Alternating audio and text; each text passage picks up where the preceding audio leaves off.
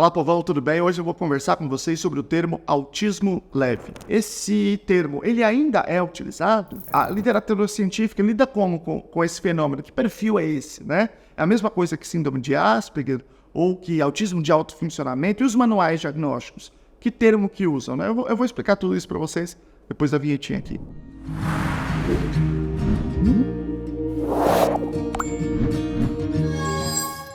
Meu nome é Luciano Lacerda, sou doutor em Educação pela PUC São Paulo, fiz o pós-doutoramento no Departamento de Psicologia da UFSCar, eu estudo autismo e práticas com evidência e eu vou discutir esse tema aqui com vocês com muita atenção porque ele traz muitas dúvidas, né? São vários os termos utilizados, né? Como autismo leve, autismo de alto funcionamento, até esse aqui é a primeira vez que eu li autismo de alto desempenho. Eu vou falar sobre esse livro aqui com vocês, que algumas pessoas me perguntaram também, vou mostrar certinho.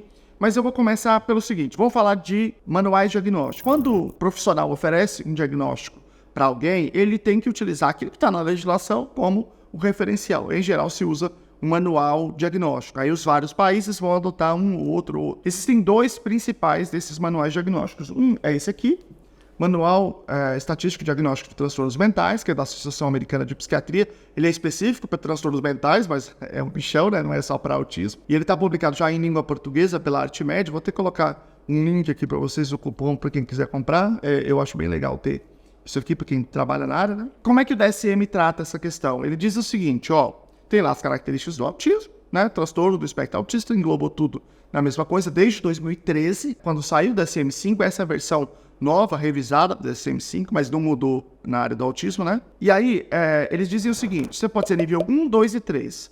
O nível 3 é aquele que precisa de apoio o dia inteiro, é um indivíduo totalmente dependente. O nível 2 é aquele indivíduo parcialmente dependente, ele precisa de apoio durante o dia. E o nível 1 é o indivíduo que precisa de um apoio mais pontual. Eles falam em números, né? Não é adjetivo, é nível 1, 2 e 3. Aí, às vezes, as pessoas, até para enfatizar essa questão do suporte, que é o que define o número, eles falam nível 1 de suporte, nível 2 de suporte, nível 3. O que é diferente da deficiência intelectual, que tem lá nível leve, moderado, grave e profundo, ainda que também se baseie na quantidade de suporte do indivíduo. Esse é o DSM. Só que o DSM não é formalmente utilizado no Brasil. Não é isso que a legislação brasileira determina, né? Outros países usam, mas não o Brasil. No Brasil precisa se usar o CID. O CID é a Classificação Internacional de Doenças e Problemas Relacionados à Saúde. O CID, hoje, né, que ainda se está usando, é o CID-10, que já é bastante antigo, mas já está anunciado e já foi apresentado o CID-11. Acontece que no Brasil ele passa a valer plenamente em 1º de janeiro de 2025, porque é quando se termina a tradução completa, todas as validações em português, né? Isso é o Ministério da Saúde que já apresentou essa informação. Mas nesse CID-11, portanto, a gente já conhece o seu teor, ainda que ele tenha sido ainda só publicado plenamente em inglês, não se usa esses termos 1, 2 e 3. Se usa uma outra coisa, né? Os profissionais têm que colocar os especificadores. Então ele coloca lá que tem o diagnóstico em transtorno do espectro autista, portanto é um diagnóstico só, mas aí coloca os especificadores, que é o seguinte, se tem deficiência intelectual ou não, e se tem a linguagem funcional preservada, ou ela é reduzida, ela tem um prejuízo ali significativo, ou se não tem linguagem funcional. Portanto, se você pensar que o indivíduo tem o diagnóstico de autismo, não tem linguagem funcional e tem deficiência intelectual, por exemplo, seria um indivíduo totalmente dependente. Claro, né? Isso exigiria que a gente desse um apoio durante todo o dia. Mas esses manuais diagnósticos, via de regra, tá? Eles acabam se complementando. O CID, quando ele é publicado, normalmente, ele vai seguir o último DSM, porque o DSM ele é específico para transtornos mentais. O CID não, o CID é mais geral, né? Portanto, são pessoas que estão cuidando de outras coisas também. Em geral, eles seguem o DSM, mas não nesse sentido de nível 1, 2 e 3. Por que eles colocaram esses especificadores e não colocaram lá transtorno do espectro autista 1, 2 e 3? Por dois motivos. Primeiro, porque, de fato, não existem bons instrumentos para discernir. É muito movediça essa relação entre nível 1, 2 e 3, né? Não existe um instrumento que você faz a avaliação, ele diz nível 1, nível 2, nível 3, está resolvido com uma boa sensibilidade, uma boa especificidade. É muito difícil. Isso acaba gerando uma certa sensação nos pais que querem sempre saber se é 1, 2 e 3 e tal, sem que se possa dar uma boa resposta para isso. Esse é um motivo. O outro motivo é porque esses termos eles acabam sendo, por si mesmo, muito confusos. Porque, veja, Vamos imaginar que alguém tem o cognitivo preservado, tem a linguagem preservada, mas por algum motivo emocional, tem algum momento que está muito mal, a gente precisa ficar o dia inteiro com ele porque tem um autolesivo importante, sei lá, qualquer coisa. Aí ele vai acabar entrando no nível 3 de suporte, porque eu preciso o dia inteiro estar apoiando ele, mas não é exatamente o que a gente chama de nível 3 normalmente, entende? Então acaba gerando uma certa confusão. Então, me parece que foi acertada essa decisão da Organização Mundial de Saúde. E aí ela remete a nós a essa problemática do termo autismo leve. Eu já vi pessoas escrevendo na internet assim, não se usa mais autismo leve, agora é nível 1, 2 e 3. Ora, essa pessoa está partindo do pressuposto que a gente sempre tem que utilizar em todos os contextos a linguagem do manual diagnóstico. Isso não é verdade. O manual diagnóstico serve para fazer diagnóstico. A linguagem serve para se comunicar em outros contextos. Então, dependendo do contexto que a gente tiver, a gente pode utilizar várias formas de comunicação. Essas expressões, autismo leve, moderado, severo, são termos que estão muito bem estabelecidos na comunicação dos próprios médicos, da própria literatura científica, né? É muito robusta a utilização dessa terminologia na literatura científica, não tem a menor dúvida, só que não é um bom instrumento diagnóstico, por isso que não está lá. Portanto, não adianta você falar que a gente sempre tem que usar a linguagem do manual, que são coisas diferentes. E aí as pessoas falam como se antes tivesse no manual. Nunca teve. No DSM-4 não estava. No DSM-3 não estava, que é quando apareceu o autismo. Portanto, nunca esteve essa nomenclatura, apesar de muito utilizada na literatura científica. É verdade que tem problemas com essa nomenclatura, mas todas têm, não existe nenhuma que não tenha.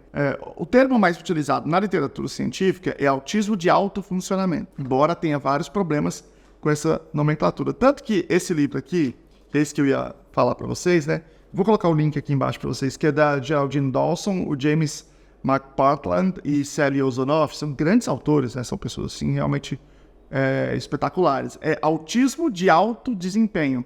Só que, quando eu comprei esse livro, achei muito estranho esse termo. Eu não tinha visto nada similar na literatura científica, né? Aí eu fui olhar, o título é em inglês. É High Functioning Autism. Eu não sei se eles quiseram se desvincular das críticas que tem ao termo autismo de alto funcionamento. Eu não sei se foi uma estratégia de marketing aqui no Brasil para vender mais. Eu não sei se foi alguém que não conhecia a área e aí traduziu da maneira que achou melhor, né? Porque não acompanha a literatura, porque a literatura técnica brasileira fala em autismo de alto funcionamento, né? Enfim, não sei. Mas são esses termos que são utilizados. O que não é a mesma coisa que síndrome de Asperger. A síndrome de Asperger é uma condição que foi estabelecida no DSM-4, lá em 1994. O DSM-3 não tinha, né? Antes não tinha.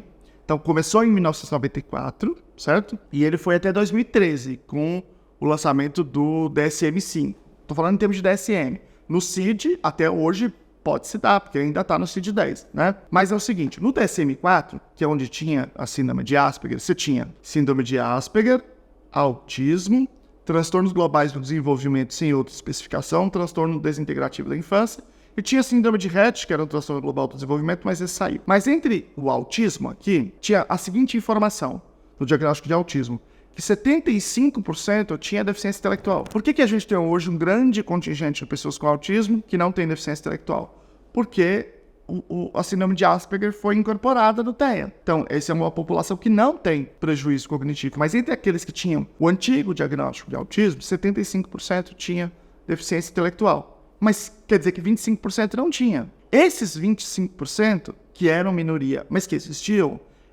também parte do autismo de alto funcionamento. Não é Asperger, é autismo, né? naquela antiga classificação. Mas não tinha deficiência intelectual também.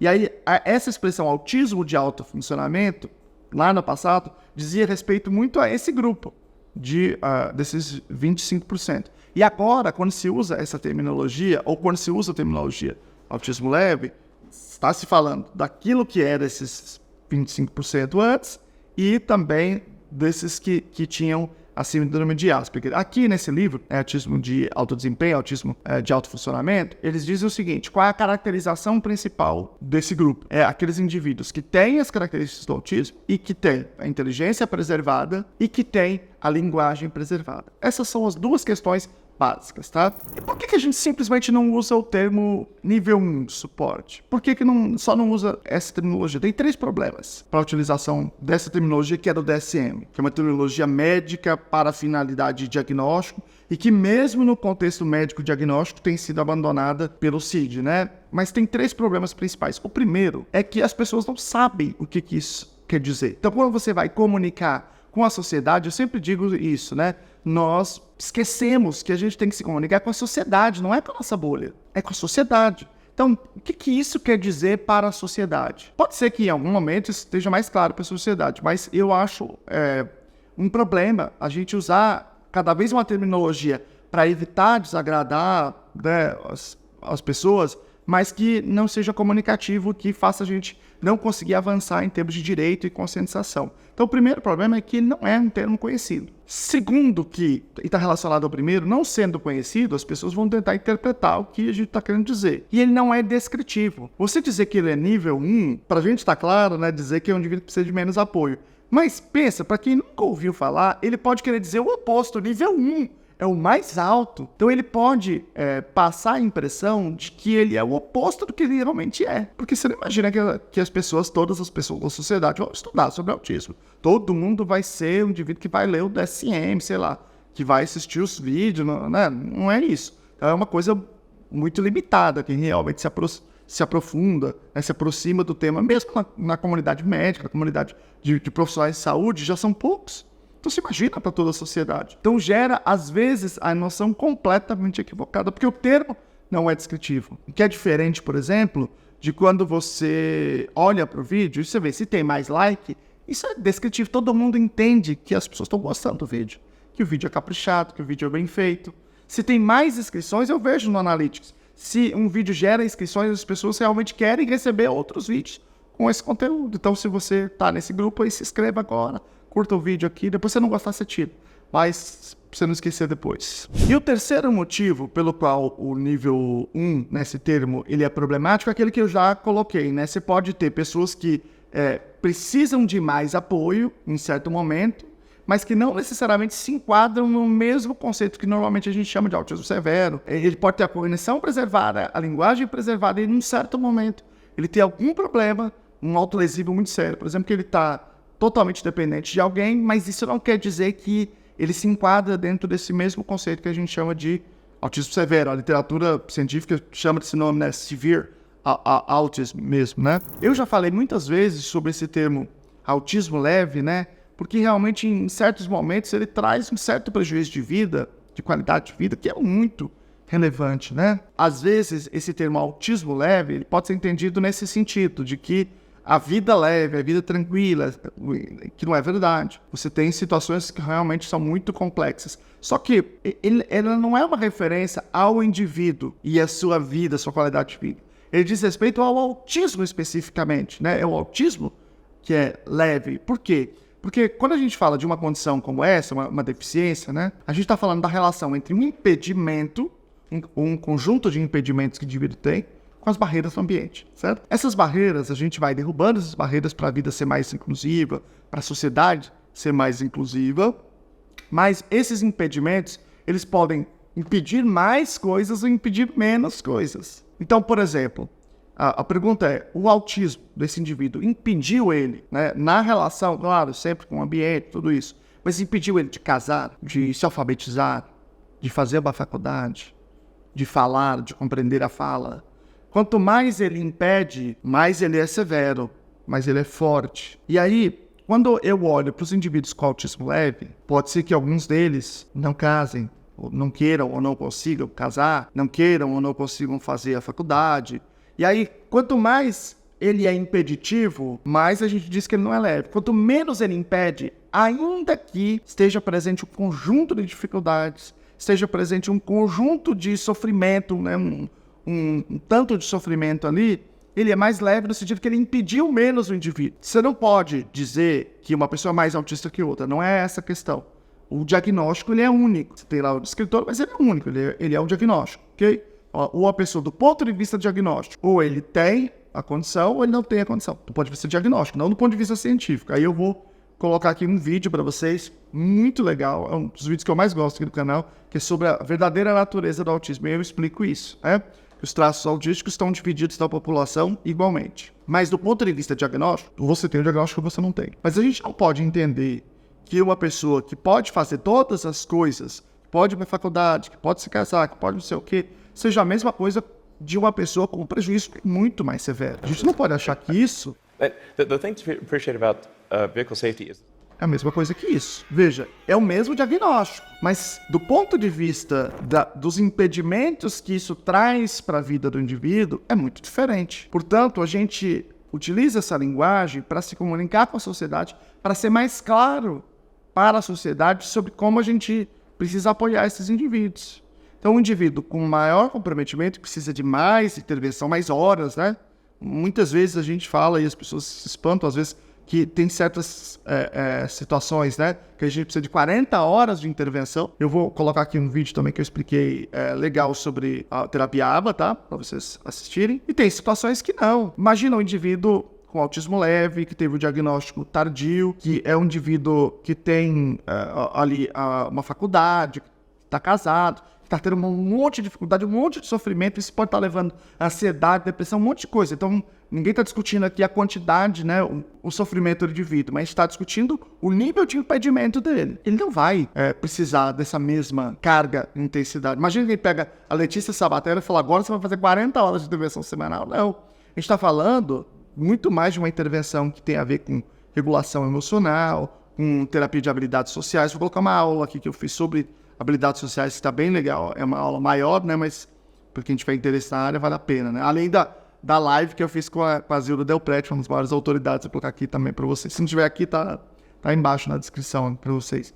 Então é diferente a quantidade de suporte que a gente precisa dar enquanto sociedade. Então essa terminologia, ela tem um efeito comunicacional, que é para isso que a linguagem serve. O autismo leve, esse termo, ou autismo de alto funcionamento, os dois têm problemas e todas as outras terminologias têm problema, né? Para quem já conhece a discussão, a expressão síndrome de Asperger tem muitos problemas, né? Tá aqui esse debate, crianças de Asperger. Vou colocar aí embaixo também para vocês, quem quiser ler esse livro, é muito legal. Legal, sim, ele é pesado, né? Mas ele é um livro importante para nossa área. Todos os termos têm... Além de que síndrome de Asperger não seria preciso, porque também engloba aí aqueles outros 25% sem deficiência intelectual que estavam no antigo conceito de autismo. Pode ser que você entenda que não deva se utilizar, porque essa confusão em relação ao sofrimento possa ser um problema. O que eu fico incomodado com esse debate da internet é a pessoa, não se usa mais. Quem que não usa mais? Da onde que você tirou que não se usa mais? Pode dizer assim, olha, em vez de dizer assim, não se usa mais isso, fala assim, ó, eu prefiro usar outro termo. Eu entendo que o melhor seria usar outro termo. Na internet, os debates acabam sendo muito... Eu não gosto de usar terminologia escatológica, mas essa é a única expressão que eu adoro. É cagador de regra, sabe?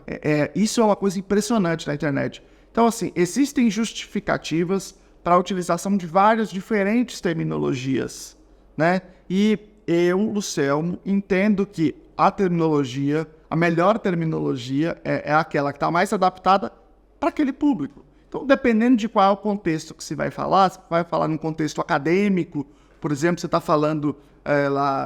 está escrevendo um artigo científico, está fazendo uma palestra, dependendo do qual é o conceito que você está utilizando, você pode utilizar nível 1. Se você está falando para uma palestra, se você uma palestra para um público mais amplo, você talvez idealmente possa falar autismo leve, porque é mais inteligível. Então, desde que você não seja desrespeitoso, e claro que a gente vai daqui a pouco inventar outras terminologias e talvez esse debate seja outro, né? A gente precisa utilizar a linguagem conforme o propósito que a gente estabeleceu. O meu propósito aqui, por exemplo, é conscientizar o máximo de pessoas, levar o máximo de informação, trazer as pessoas para essa causa do autismo, levar a informação mais facilitada para todo mundo poder entender minimamente possível. Então, eu entendo que eu tenho que utilizar uma linguagem que seja consistente com isso, ainda que eu sempre esclareça contextualmente o que eu estou falando, tá bom? Para terminar, vou deixar aqui para vocês um vídeo que eu fiz sobre adolescentes com autismo leve. E eu vou colocar um outro vídeo aqui para vocês que eu fiz sobre habilidades sociais com a Zilda Del Prete, tá bom? Um grande abraço, tchau!